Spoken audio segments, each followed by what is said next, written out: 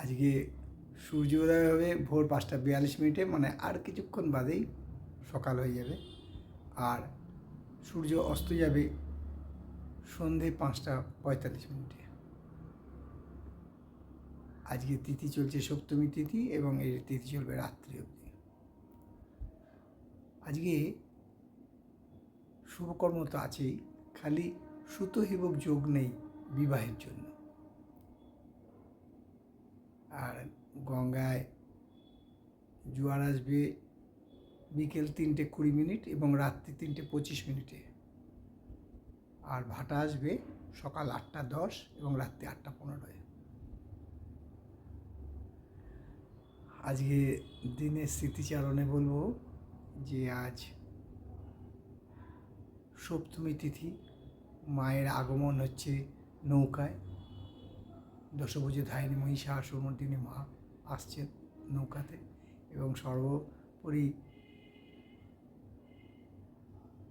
আনন্দ যে নৌকা এলে চারিদিক ভরা থাকে।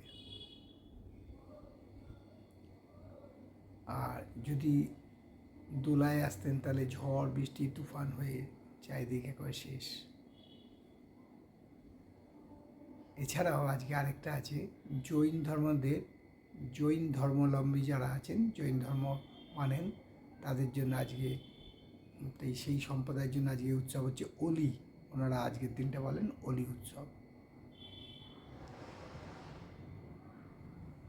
তাহলে আর দেরি না করে এবারে আসবো 12টি রাশি নিয়ে সংক্ষিপ্ত এবং সামগ্রিক রাশিফল। সংক্ষিপ্ত সামগ্রিক রাশিফল পরিবেশন করতে চলেছি, তা কিন্তু কারোর ব্যক্তিগত জন্ম সময়, জন্ম তারিখ, জন্মস্থান নিয়ে নয়।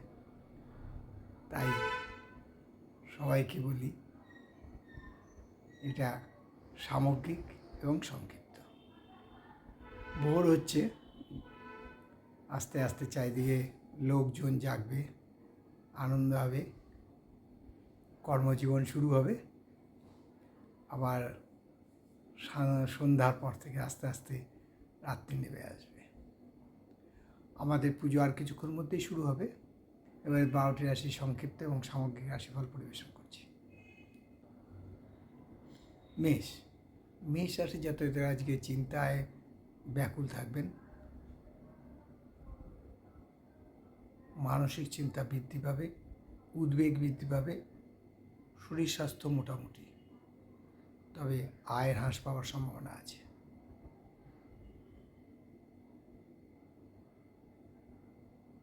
আর বৃষ রাশি জাতকদের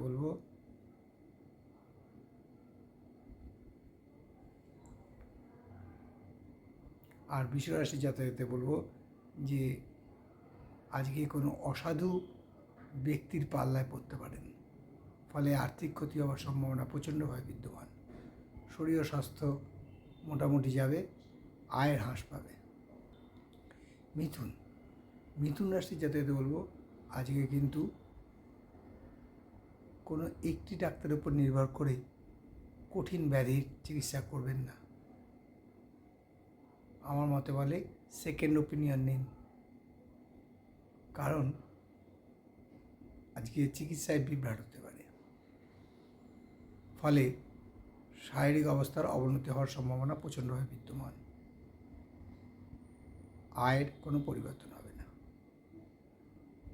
আর কর্কট রাশি যাতে বলবো আজকে দাম্পত্য কলহ প্রচুর পরিমাণে বৃদ্ধি পাবে, ফলে পারিবারিক শান্তি নষ্ট হতে পারে, মানসিক শান্তি নষ্ট হতে পারে, মানসিক উদ্বেগ বৃদ্ধি পাবে। কোনো মহিলা দ্বারা এই ঝগড়া বৃদ্ধির সম্ভাবনা প্রচণ্ডভাবে বিদ্যমান।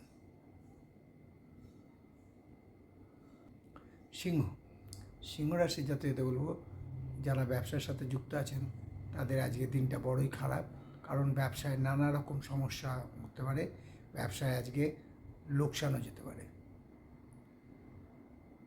কোনো তৃতীয় ব্যক্তি দ্বারা আপনি ক্ষতি হতে পারে, তাই ব্যবসার ব্যাপারে কোনো তৃতীয় ব্যক্তিকে আজকে অন্তত ইন্টারফেয়ার করতে দেবেন না, একটু সাবধানে থাকুন। আর কন্যা রাশির জাতকদের বলবো আজকের দিন শুভ, আজকে কার্যে সার্থকতা এবং সাফল্যতা আসবে, আয় বৃদ্ধি পাবে, শারীরিক এবং মানসিক শান্তি বৃদ্ধি পাবে। তুলা রাশির জাতকদের খুব সাবধান, আজকে কিন্তু মিসগাইড হওয়ার সম্ভাবনা প্রচণ্ডভাবে বিদ্যমান। তাই যে যা বলবে তাই শুনে কাজ না করে নিজের বিচার বুদ্ধি খাটিয়ে দেখুন, উপকৃত পাবেন। শরীর ও স্বাস্থ্য ভালো থাকবে, আয় বৃদ্ধির সম্ভাবনা আছে। আর বৃশ্চিক রাশি জাতকদের বলবো যারা কর্মপ্রার্থী তারা আজকে কর্মে যোগদান দিতে পারেন, আয় বৃদ্ধি পাবে, মানসিক শান্তি বৃদ্ধি পাবে।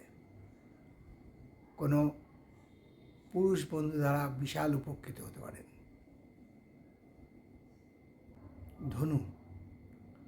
ধনুরাশির জাতকদের আজকে চিন্তা বৃদ্ধি পাবে, সারাটা দিন কোনো না কোনো কারণে বীভৎস চিন্তায় নিজেকে ডুবিয়ে রাখবেন, ফলে মানসিক শান্তি ক্ষুণ্ণ হতে পারে, তবে আয়ের কোনো পরিবর্তন হবে না। আর মকর রাশির জাতকদের বলবো আজকে খাওয়া দাওয়ার ব্যাপারে বিশেষ নজর দিন, নাহলে শারীরিকভাবে অসুস্থ হয়ে পড়বেন, মানসিকভাবেও বিপর্যস্ত হতে পারেন। শরীর ও স্বাস্থ্য খুব একটা ভালো যাবে বলে মনে হয় না। আয়ের কিন্তু ভারসাম্য হারাতে পারে, এই ব্যাপারে একটু সাবধান হন।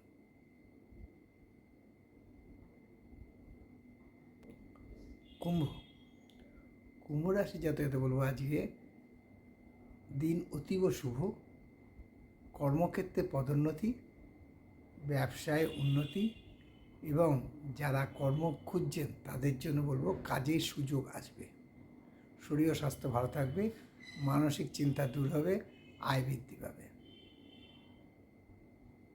আর সর্বশেষ রাশি মীন রাশির কথা বলি।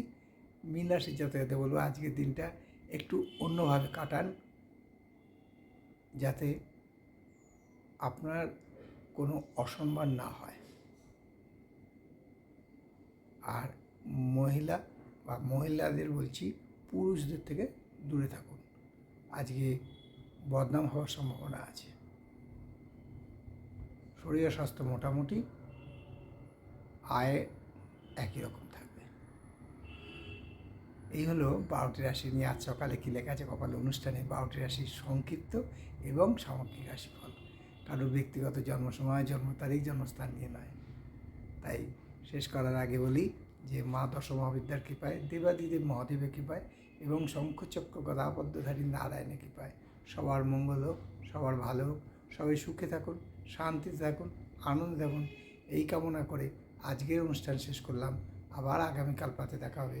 ততক্ষণ ভালো থাকুন, সুস্থ থাকুন, আনন্দে থাকুন। নমস্কার।